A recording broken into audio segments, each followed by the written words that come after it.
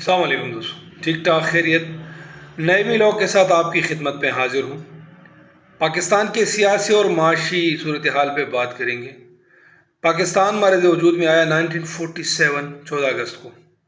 اس وقت سے لے کے آج تک جتنی بھی حکومتیں آئیں، چاہے وہ سیاسی ہوں یا ملٹری ہوں، سب نے کام کیا، اپنے اپنے ادوار گزارے اور چلتے گئے۔ پاکستان ایک ایسا ملک کہ جس کو اللہ نے بہت کچھ دیا ہوا ہے۔ یہاں پہ پہاڑ ہیں، یہاں پہ دریا ہیں، یہاں پہ معدنیات ہیں، یہاں پہ 4 موسم ہیں۔ زرعی ملک ہے پاکستان، لیکن زراعت میں خود کفیل نہیں ہے۔ معدنیات سے بھرا پڑا ملک ہے، لیکن معدنیات میں خود کفیل نہیں ہے۔ گیس کے ذخائر اتنے ہیں بلوچستان میں کہ اگر اس پہ کام کیا جائے تو پوری دنیا کو، بہت سارے ممالک کو پاکستان گیس سپلائی کر سکتی ہے اور خود کفیل ہو جاتے ہیں، لیکن اس میں بھی ہم خود کفیل نہیں ہیں۔ پیٹرول کے ذخائر پاکستان میں بہت زیادہ ہے، لیکن اس پہ کام کیا جائے تو تب جا کے وہ ذخائر کہلائیں گے، ادروائز وہ مٹی کے اندر دفن ہوں گے، جس طرح سے پاکستان کا مستقبل دفن ہونے جا رہا ہے۔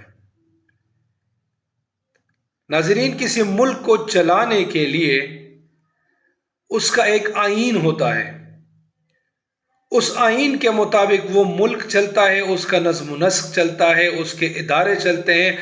عوام کے حقوق کیا ہیں اور فرائض کیا ہیں، اداروں کے حقوق اور فرائض کیا ہیں، اور ایک پولیٹیکل ادارے کے حقوق اور فرائض کیا ہیں، اور ایک پولیٹیکل سیاسی جماعت کے حقوق و فرائض کیا ہیں۔ یعنی ایک روڈ میپ، اس کو آئین کہتے ہیں، قانون کہتے ہیں۔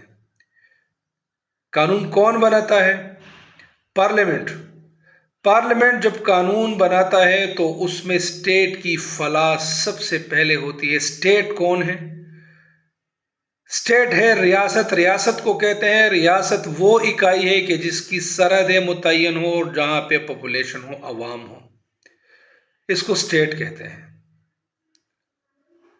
اب جس ریاست میں عوام کی گورنمنٹ ہو یا اسلامی جمہوریہ پاکستان ہو، تو چاہیے تو یہ کہ عوام کی امنگوں کے مطابق گورنمنٹ آئے اور کام کرے۔ کیا جتنی بھی حکومتیں ابھی تک آئی ہیں وہ عوام کے ووٹ سے آئی ہیں، یا عوام کے ووٹ کو، عوام کے مینڈیٹ کو چوری کیا گیا ہے؟ جس طرح سے میں نے پہلے آپ کو بتایا کہ ہر ادارے کے آئینی طور پہ اختیار ہوتے ہیں۔ وہ ادارہ اختیار اس کو اس ملک کا ادارہ بناتا ہے اور اس کے فرائض اور حقوق کا تعین کرتا ہے۔ ہمارے ملک میں آئین کو کئی دفعہ توڑا گیا، ملٹری ڈکٹیٹرشپ نے توڑا، سیاسی اداروں نے توڑا، سیاسی جماعتوں نے توڑا۔ اگر پاکستان کی تاریخ کو دیکھا جائے تو پاکستان کی تاریخ ایسے لیڈر سے بھری پڑی ہے کہ جو ان پہ ڈائریکٹ آرٹیکل 6 لاگو ہوتا ہے، لیکن نہیں ہوا۔ جب غریب عوام کی بات آتی ہے تو اس ملک میں NRO دیا جاتا ہے، کبھی سیاسی مفاہمت کا نام دیا جاتا ہے۔ اس ملک کو لوٹنے والے بہت آسانی کے ساتھ اپنا پیسہ باہر کے ملکوں کے بینکوں میں ٹرانسفر کرتے ہیں، وہاں پہ ان کی جائیدادیں ہوتی ہیں، وہاں پہ ان کے بچے پلتے ہیں، بڑھتے ہیں، تعلیم حاصل کرتے ہیں، اور ایک غریب کا بچہ کہ وہ اس ملک کی پاپولیشن ہے، اس ملک کی آبادی ہے، اس کے بچے کے لیے اسکول کی فیس نہیں ہے، نہ تن پہ کپڑے ہیں اس کے، اور نہ کھانے کے لیے اس کے گھر میں روٹی ہے۔ جس ملک کے یہ حالات ہوں گے تو اس میں پولیٹیکل سٹیبلٹی کیسے آئے گی؟ بہت مشکل ہے، کیونکہ غریب کی آہ تو لگتی ہے، وہ عرش تک جاتی ہے۔ پاکستان میں بہت سے ایسے گھرانے ہیں کہ جن کی اپنی چھت نہیں ہے، بلکہ تھوڑے سے گھرانے ہیں کہ جن کو اپنی چھت میسر ہے۔ بعض اس طرح کے ابھی تک بھی جھونپڑیوں میں رہتے ہیں۔ سندھ کے حالات آپ دیکھیں، تھر کے حالات آپ دیکھیں، وہاں پہ لوگوں کو پینے کے لیے صاف پانی نہیں ہے، لیکن ہمارے حکمران وہ اپنی عیاشوں میں خرچیوں میں مصروف ہیں۔ ان کے محلات کو اگر آپ دیکھیں، ان کے خرافات کو اگر آپ دیکھیں، ان کے باہر ملک میں جتنی پراپرٹیز ہیں ان کو آپ دیکھیں، تو آپ کو پاکستان کے غریب عوام کے حالات پہ رونا آ جائے گا۔ آخر کب تک اس طرح چلے گا؟ کوئی مسیحا ہوگا کہ پاکستان کو ان گاڈ فادرز اور ان مافیا سے نجات دلائے؟ بہت سارے لیڈرز ہیں کہ وہ یہ نعرہ لگاتے ہیں، لیکن کیا وہ اس میں کامیاب ہوتے ہیں؟ اور کامیاب نہیں ہوتے تو اس کی وجوہات کیا ہیں؟ کیا جب اس کی گورنمنٹ آتی ہے تو اس کو چھوڑا جاتا ہے عوام کی فلاح کے لیے؟ عوام کی فلاح کیا ہے؟ عوام کی فلاح یہ ہے کہ ملک میں ایک ایماندار گورنمنٹ ہو، اور جو پارلیمنٹ ہے وہ ایسے قوانین بنائے کہ جس میں غریب آدمی کے لیے اور اس کو زندگی گزارنے کے لیے تھوڑی سی جگہ ہو۔ لیکن افسوس کے ساتھ کہنا پڑتا ہے کہ یہاں پہ قانون بنتے ہیں تو شاہوں کے لیے بنتے ہیں، قانون بنتے ہیں تو حکمرانوں کے لیے بنتے ہیں، قوانین بنتے ہیں تو ان لوگوں کے لیے بنتے ہیں کہ جو اس ملک کے کرتا دھرتا ہوں۔ وہ جب چاہیں آئین کو مسخ کر دیں، جب چاہیں قانون کو اپنے پیروں تلے رون ڈالیں اور آسانی سے نکل جائیں، جب چاہیں جتنے بھی کرپشن کر لیں، جتنے بھی وہ محلات بنائیں باہر کے ملکوں میں، جتنے بھی وہ جائیدادیں بنائیں باہر کے ملکوں میں، جتنے بھی وہ بینک بیلنس بڑھائیں، لیکن وہ بہت آسانی سے نکل جاتے ہیں کہ جس طرح سے اس ملک کا کوئی والی وارث نہیں ہے، کہ جس طرح سے اس ملک میں کوئی سرے سے رہتا ہی نہیں ہے۔ ایک جنگل ہے، ایک بھیڑ ہے انسانوں کی، اور آپ جس طرح سے چاہو گے اس کے ساتھ کرو گے، جس طرح سے چاہو گے ان کے حق، ان کے جذبات کو، ان کے حقوق اور فرائض کو، ان کو اپنے پاؤں تلے رون دو گے، اور آسانی سے کسی دوسرے ملک میں چلے جاؤ گے اور وہاں پہ زندگی گزارنے لگو گے۔ افسوس، افسوس، صد افسوس۔ پاکستان کا ایک عام آدمی جو اس ملک کا باشندہ ہے اور جو حقیقی طور پہ اس ملک کا مالک ہے، کیا اس میں سوال کرنے کی جرت ہے؟ کیا وہ یہ سوال اٹھا سکتا ہے کہ اس ملک نے مجھے کیا دیا اور میں نے اس ملک کو کیا دیا؟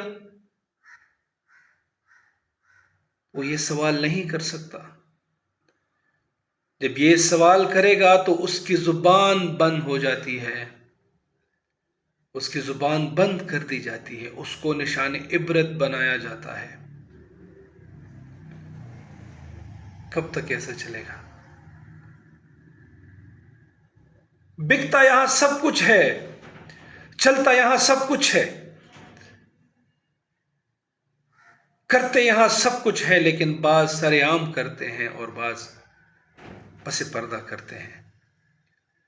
شاہ بکتے ہیں، فقیر بکتے ہیں، یہاں صغیر و کبیر بکتے ہیں، کچھ پسیام کچھ در دیوار بکتے ہیں، اس شہر میں ضمیر بکتے ہیں، تہذیب بکتی ہے، فرمان بکتے ہیں، ذرا تم دام تو بدلو، یہاں ایمان بکتے ہیں۔ اس ملک کا اللہ حامی و ناصر ہو۔ پاکستان کی عوام کو اٹھنا ہوگا، پاکستان کی عوام کو اپنی حق کے لیے آواز بلند کرنا ہوگا۔ اگر ہم اسی طرح سے سوئے رہیں گے کہ ہمارے ساتھ جو بھی کھلواڑ ہو وہ ہو، تو پھر بھگتے ہیں۔ آپ نے بھی ٹائم گزار لیا، ہمارا بھی گزر رہا ہے، آپ کے بچوں کا بھی گزر جائے گا، ہمارے بچوں کا بھی گزر جائے گا، لیکن جو حقیقی آزادی ہے، ووٹ کے تقدس کی آزادی، آپ کی اور میری شخصی آزادی، وہ کب ملے گی اس وطن کو؟ کب ملے گی مجھے اور آپ کو؟ بہت بڑا سوال ہے۔ ادارے پاور سٹرگل میں لگے ہوئے ہیں، پولیٹیکل پارٹیز پاور سٹرگل میں لگی ہوئی ہیں، کن شیطانی شور ہے، معیشت کا کسی کو خیال نہیں، اقتصادیات کا کسی کو خیال نہیں، ملک کی سیکیورٹی کا کسی کو خیال نہیں، ملک کے آئین کا کسی کو خیال نہیں، ملک کے قانون کا کسی کو خیال نہیں، اور نہ ان چیزوں کو اپنے بارے میں کچھ خیال ہے۔ یہ خود بھی اپنی پرواہ نہیں کرتے۔ اگر یہ پرواہ کرتے تو آج پاکستان خوشحال ہوتا۔ آج میں اور آپ دنیا کی بہترین قوم ہوتے اور دنیا کی ایک ترقی یافتہ قوم ہوتے۔ ہمیں کسی کی غلامی نہیں کرنی پڑتی، ہم آج بھی غلام ہیں۔ ہم آج بھی IMF کا راستہ دیکھ رہے ہیں کہ کب ہماری امداد ہوگی اور کب ملک چل پڑے گا۔ امداد تب ہوتی ہے کہ جب ملک میں پولیٹیکل سٹیبلٹی ہو، وہ ایک الگ ٹاپک ہے، اس پہ پھر بات کریں گے۔ میری باتوں پہ غور فرمائیے گا۔ یہ جو میں بات کر رہا ہوں آپ کے لیے کر رہا ہوں، اپنے بچوں کے لیے کر رہا ہوں، پاکستان کے لیے کر رہا ہوں، پاکستان کے مستقبل کے لیے کر رہا ہوں۔ اپنی سوچ بدلیں، اپنی اپروچ بدلیں، اس ملک سے پیار کریں، اس ملک کو ٹائم دیں۔ اس ملک کا آپ پہ بہت حق ہے۔ یہ ملک اللہ کی طرف سے آپ کے لیے ایک تحفہ ہے، اور اللہ کی طرف سے جو تحفہ آپ کو دیا گیا ہے اس کی حفاظت کریں، اس کے ساتھ مخلص ہو جائیں، ایسے لوگوں کو سامنے لائیں کہ جو اس ملک کے خیر خواہ ہوں۔ تجربات نہ کریں اس ملک کے ساتھ، اپنے ووٹ کے ذریعے تجربات نہ کریں، کنسسٹنسی تسلسل اپنے آپ میں پیدا کریں۔ جب آپ میں کنسسٹنسی اور تسلسل ہوگا تو جو اس ملک کا قانون ہے اس میں بھی کنسسٹنسی اور تسلسل ہوگا، وہ آپ کی خوشحالی ہوگی، پاکستان کی خوشحالی ہوگی۔ پاکستان زندہ باد۔ اللہ حافظ۔